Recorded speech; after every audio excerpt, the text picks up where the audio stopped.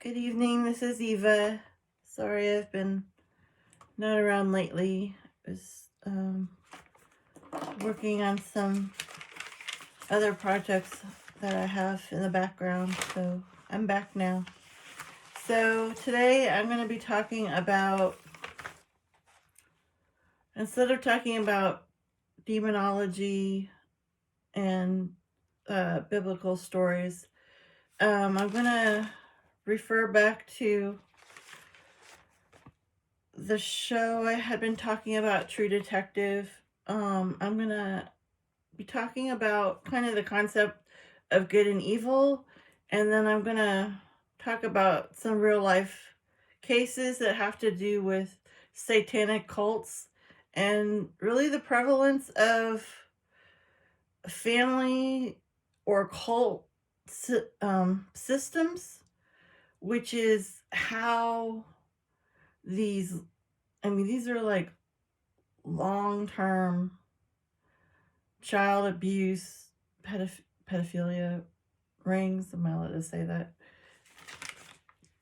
Where ritualistic abuse happened. And literally, I kind of wanted to get into like not so much the, the, the, the cruel acts that happen. I certainly don't want to talk about that, but I want to talk more about how do these things, we know why they happen, because people like have evil tendencies and they give into, I don't know, they give into obsessive compulsive,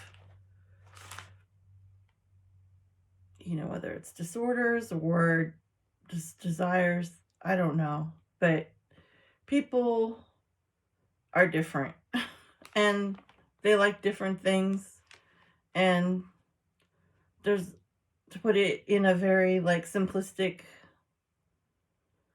encapsulation, like what one might find um,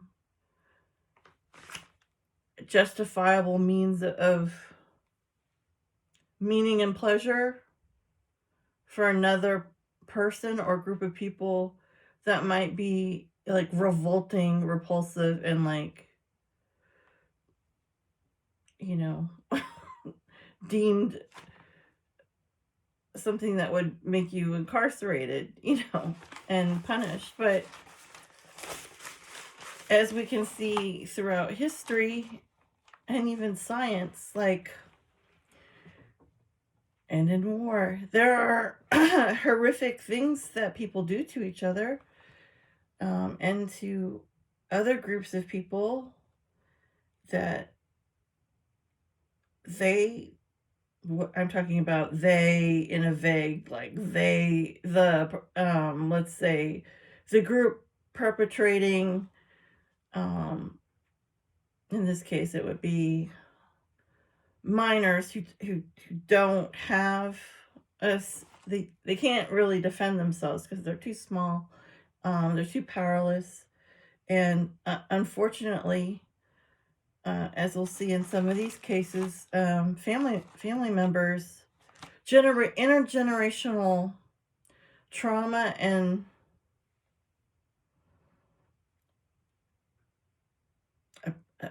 severe abuse patterns were replicated to a point where they were considered normal.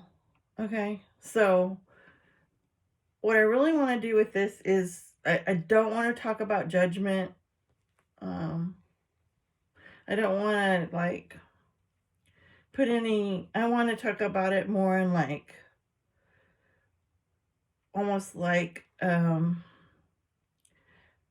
who, what, when, why. Like how is this able to have occurred?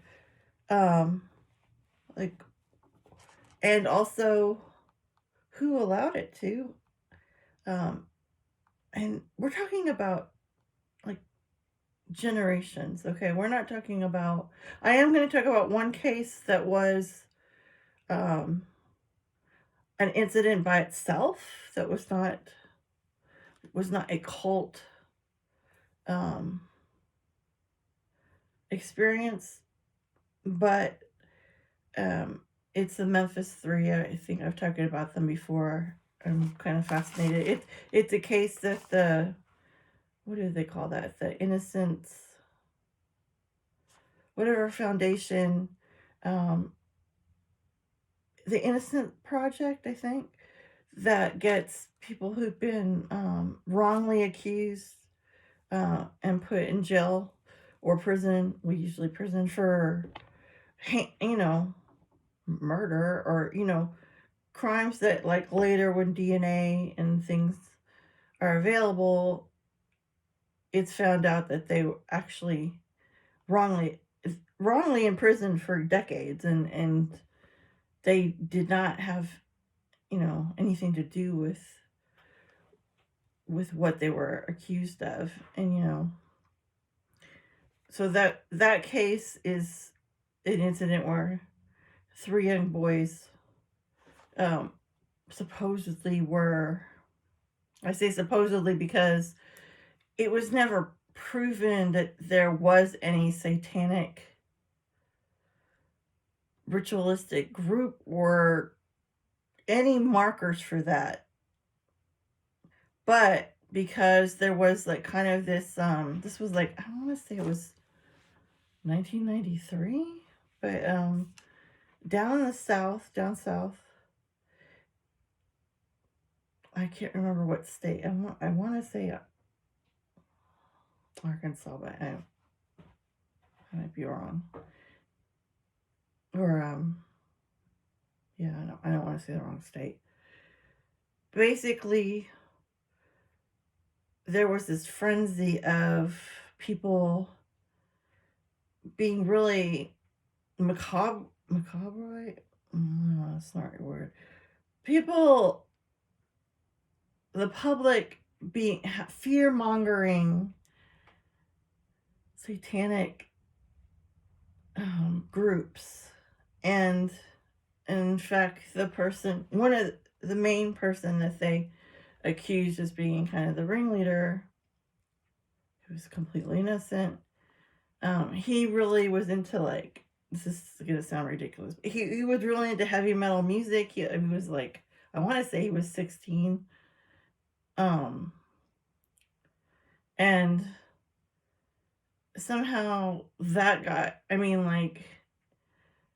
that actually was like considered like, oh, some kind of rational reason that, and the way he dressed and stuff and presented himself, kind of like a goth rocker, that would have anything to do with like committing a heinous act, and being involved with like satanic crimes. This seems silly to even. But then again, if you look at like the Scarlet Letter, the famous book where she has to wear the A, sewn on her Puritan gown or whatever they used to wear, because for adultery, right? So, if you really take apart the Scarlet Letter, if you don't look at it in terms of like that time period and what was going on with witch trials and just women in general, and extreme hierarchy of powerful men in religious positions, then if you just looked at that without all that information, it also begs to be like, how could they like almost like, it's almost like they, like in the Bible when they stoned a woman for adultery, it's like it's that extreme, it's that like completely justified, like basically it's like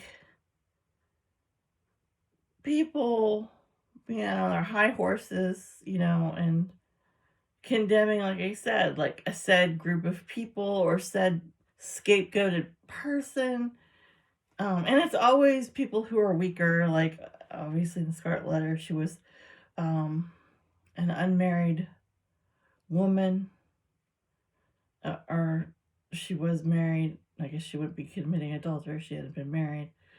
I don't remember all the specifics, but I do know that she was in not a it was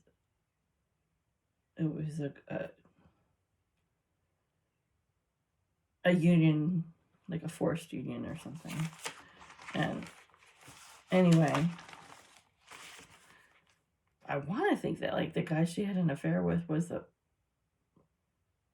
priest or minister or something, but it's been a long time. But the whole point is, and in like the cases I want to talk about tonight, they're children, okay? They're like, or anywhere from, unfortunately, like a toddler age all the way to like almost 18. Okay, so this is a wide range of ages. And usually they're targeted for obvious reasons that they're weak. Nobody's going to defend them. They don't have any real rights, and they don't have a voice really, because they're supposed to be part of a family unit that would be speaking on their behalf to protect them. And as we know, I mean, it's blatantly obvious in today's world with all the media information we receive, the constant news stories that children get trafficked all the time, and there's just unfortunately a very pervasive crime. And I'm more interested in how they're targeted, like in terms of the systems that are supposed to be protecting them, like schools, social workers, or their own families. In many cases, I know this from being a social worker, not really from social work. I did as a paid employee, but I had a long internship in another state, a neighboring state, where there were trafficked teenagers, and that we were helping with our emotional therapies to sort of getting. A lot of them were like foster kids. They were abandoned really after they had to be legally separated from their own families because of what was being perpetuated in these family systems. And I gotta say, not uncommon for it to be multi-generational. A lot of methamphetamine and sex trafficking, drugs, using that as sort of like a commodity or leverage in order to perpetuate distribution and the making of these substances. All horrific stories that the kind that you just want to go vomit in the bathroom after you're finished with your workday, because it's that sad. And it kind of bothers me because like I live in the Midwest, and it's like, because it's more rural and like not like a big city, right? thoughts of international traffic or whatever. It's like people just assume that that kind of thing is not happening here. It could not be further from the truth. Could not be further from the truth. It is actually highly prevalent, especially in areas where there's no means to support themselves. This is the only way that I guess people are making money is drug running and prostitution, or I don't know what that would be somebody of age, but you know what I'm saying, like it's just really it's unfortunate people have these ideas. It's like people have these ideas that like it's like these international rings or something are coming into the cities, and it's all like you see on a TV show, but that is actually not the truth. The truth, the ugly truth about child and teenage trafficking is that and even child molestation and rape is it's often more than likely a friend of the family, a family member, sometimes even a parent, sorry to say. And it's like I said before, it's something that's been normalized in a way that within their particular constructs, a lot of times they think that they're not doing anything wrong, which is, I know, it's upsetting to think that way, but there's actually a lot of things people do that they justify, in order to live with themselves and in order to keep doing the things that they want to do. And that's just the truth of it. It's I think it's more rare to find terrible acts happening by stranger danger or true villains or evil people. Like, how can you tell an evil person? Like, I think people lie to themselves because they want to believe, well, here's my pessimistic view of the world. You probably don't want to hear it, but my personal opinion, especially from some of this shit I've gone through, is that yeah, a sociopath, a psychopath, a rapist, a child molester, I'm sorry, but there's nothing about them that you're going to see and identify, okay, that's, you can probably with a drug addict or somebody who's drug running, for profit for themselves, dealers, because a lot of times they'll be very loud and have a lot of like sudden wealth or objects that there's no way that they could have ever afforded, so that's obvious. Or people will just be almost like egotistical or bragging about some of the bad things that they do for status among their own networks, but if people aren't doing that, like, you actually can't tell. There's nothing. They look like everybody else. And so this idea that nothing bad is ever going to happen to us because we're so, clear in our minds of like what's a bad area of town and what's a person who's deceptive, like what they look like or sound like or how they act, like we're going to pick up on it I mean, yes, you can educate yourself and you can get clued into. Obviously, I'm a huge freak about psychology and all that, and dark triad stuff. I love all that stuff in an intellectual sense. However, it's just these the people who are participating in these acts.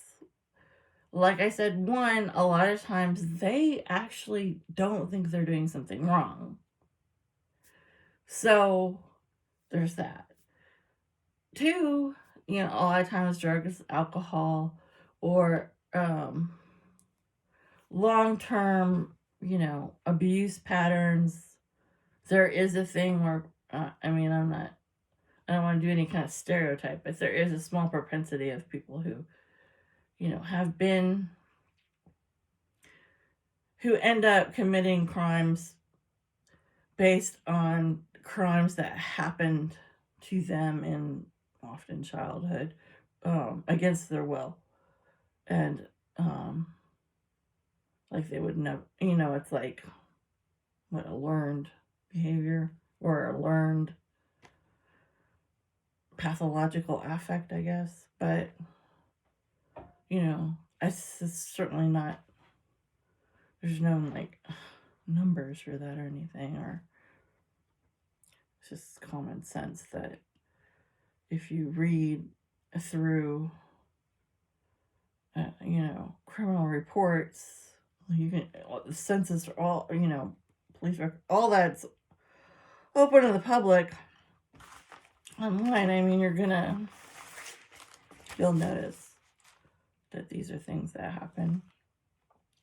All right, so let's get to what I'm supposed to be talking about instead of my random theories about evil.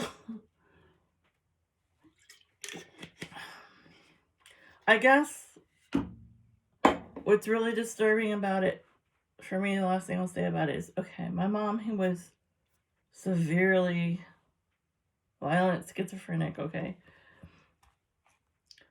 there's no way that, like, anybody who saw her in public, or, because we often had to go in public with her, my grandparents who were, like, in massive denial about what was really up with her. Okay, it was clear. What I'm trying to say is, it was clear that she was probably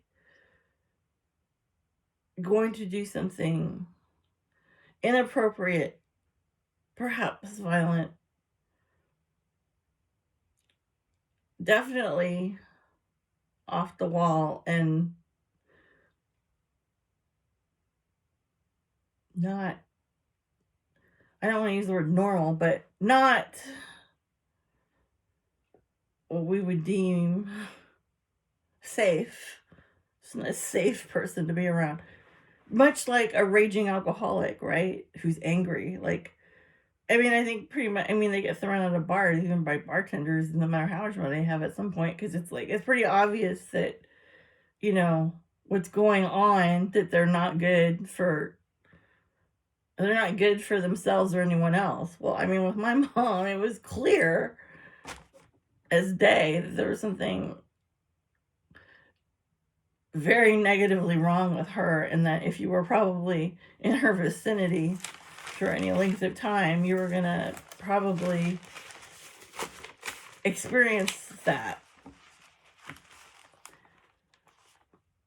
And as a kid, I hated that more than anything, because it was so publicly humiliating, and also because back then I didn't know anything about schizophrenia, because, like, there wasn't, like, the internet, or, like, my family wouldn't talk about it, and I was just a kid, and I just assumed that, like, I would just look at her like a mirror, like, okay, well, this is gonna happen to me. I'm gonna become like her. I will turn into this. That's what I believe. But it's like, for all her scary behavior, there is, and it's just horrendous things to me and my grandmother, other people. She was out of her mind. Receiving no treatment, refusing any medication. My point is, if there, as much as that was a terrifying experience for me, looking at some of these cases that I'm reading about, I mean, she was a clear, like, red flag. Like, there was no, like, oh, maybe she's like a normal person. No. It was like, and now it's almost like in dealing with all this covert weird crap where people are like pretending they have your best interest at heart. They're not gonna like hurt you, or like like all these serial killers. I mean, there's like a million shows like this about charming, handsome, successful people who actually have like a very dark, terrible intentions for their own, I don't know, their own desires or impulses that they need to satisfy. But you don't find that out. Like, it's like, that's not obvious. Like, they don't look like what they are. Not that anybody is something, not anybody. Nobody is a whole mental disorder. Nobody is a whole, like, criminal,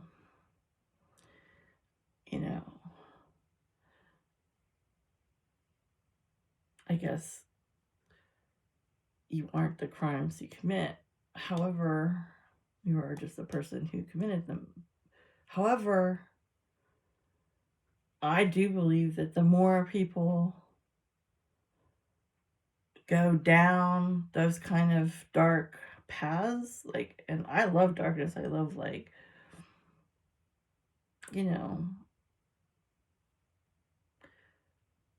crazy dark heavy metal music, and I like, scary movies. I like all kinds of stuff that's like considered dark, but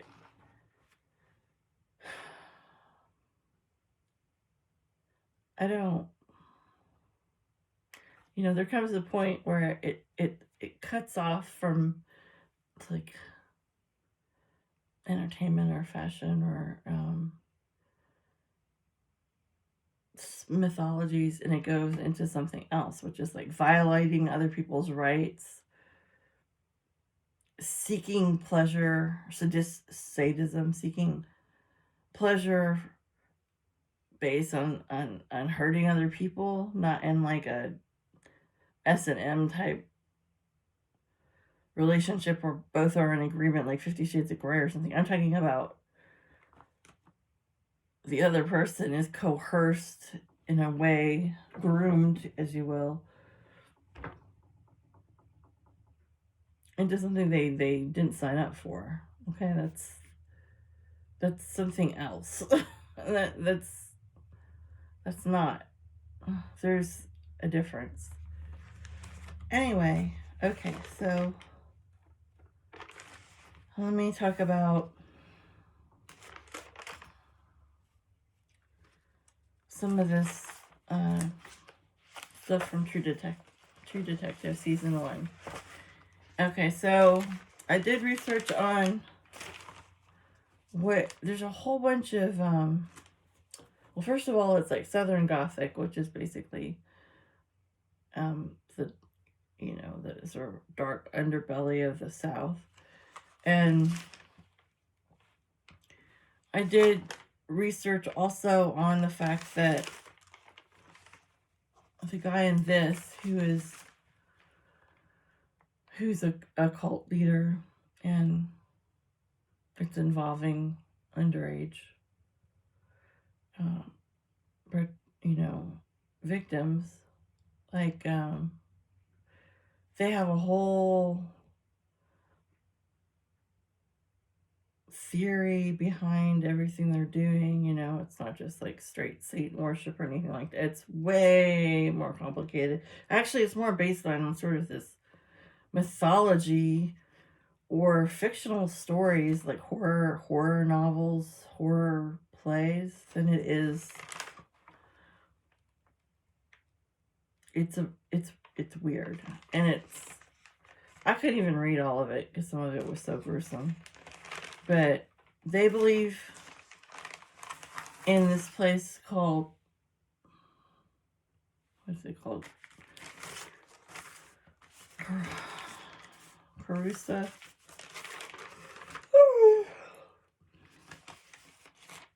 They believe in this thing called the Yellow King, which was a horror story written a long time. I want to say in the 1800s. I think the guy's name was Ambrose Stevens. I'm not sure. I know the guy later who wrote about it again was Robert Chambers. But it's like this. Also, H.P. Lovecraft wrote about this. Yellow King. It's based on like I guess like a devil type figure that I want to say it's called Hauster, Hauster.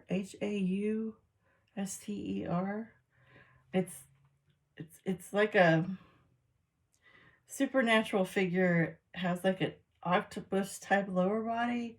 It wears a yellow cloak. Its face is I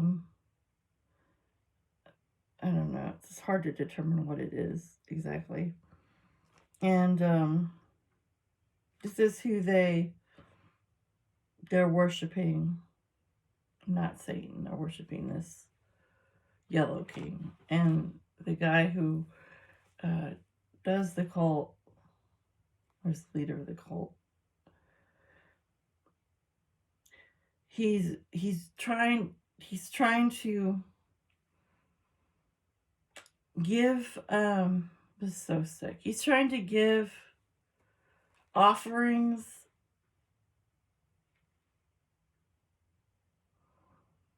either by rape or murder, abuse of animals also, but it leads to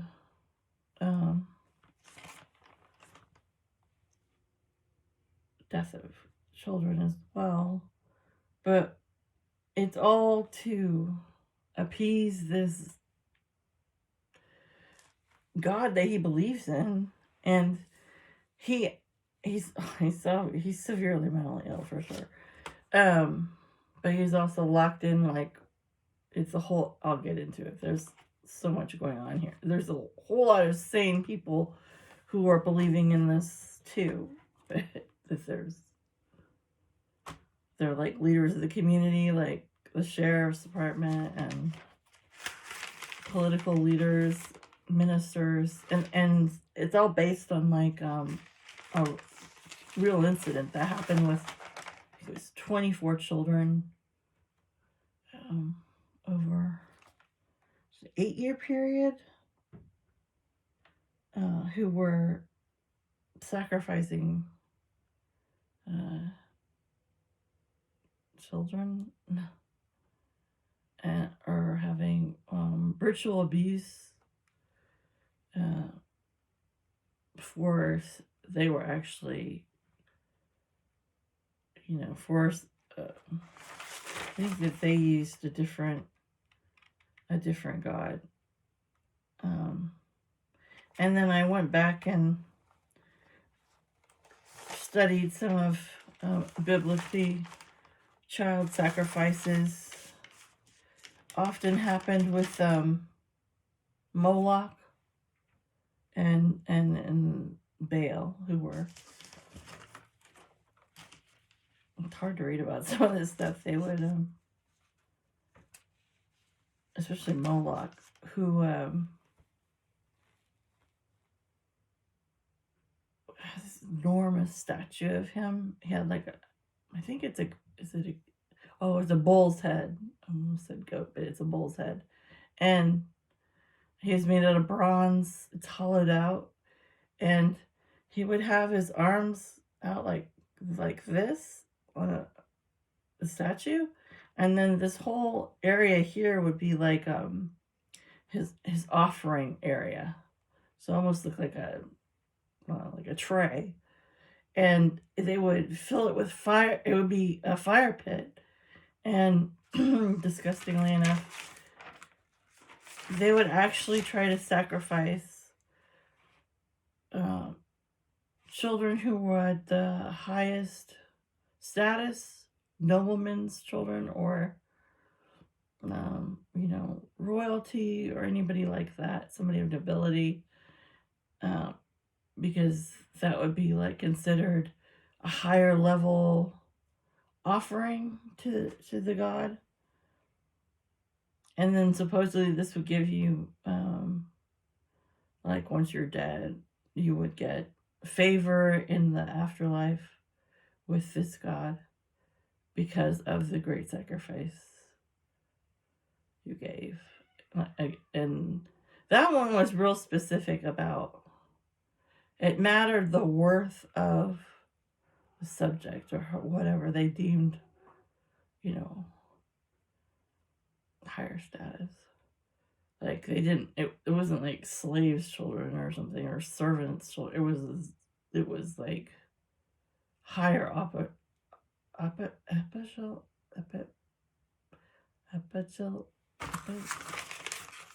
higher level. Can't say the word. There's another god called Bashfat. I'm saying that wrong probably.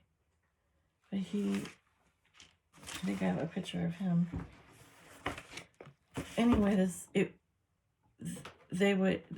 children, they'd be alive until, they were put into this fire. It would be supposedly the arms of the god. And, truly repulsive. That's Faust. I think that this might be, well, I think that's Lucifer. But as you can see, there's the mouth where they put the sacrificial people. Those look like adults.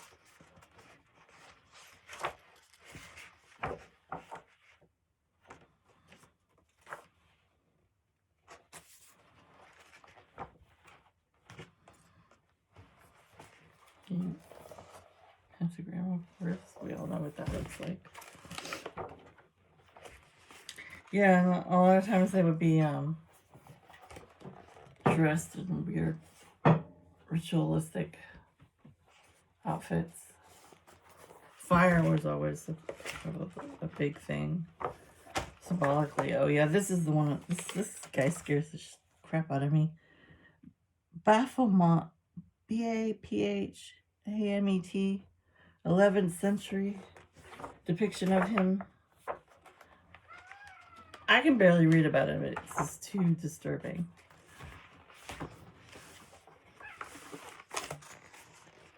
But, obviously a false god. The dark side, shall we say. And then, this is not a depiction of the Yellow King, but, officially, but it could be kind of like similar to what he would have looked like. All right, Carcosa, that's the word I was trying to say before, with a C. Carcosa is supposed to be this sort of burnt down area of, I don't know, nature, where supposedly a dead, I think in the play or the book, a dead man walked this area, and he found this place, Carcosa, which was where they would do these sacrifices. And the more sacrifices you gave, the greater your reward in the afterlife would be, like I said. So,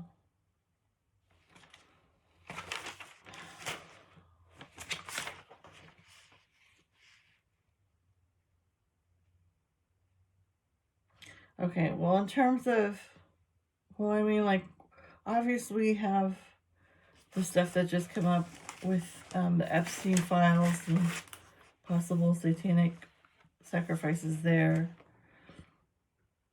So this is kind of like a topic that is getting talked about again. Baal, B-A-A-L, is Baal. I'm probably saying it wrong. He was definitely the other dark god that sacrifices were made to. And other names for the Yellow King were the Unspeakable One, the Lord of Carcosa, and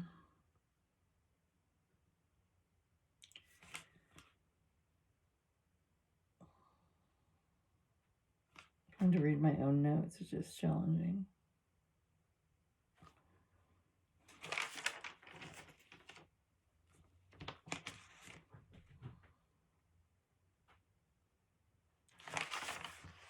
I'm gonna take a break here and then come back with the rest of it.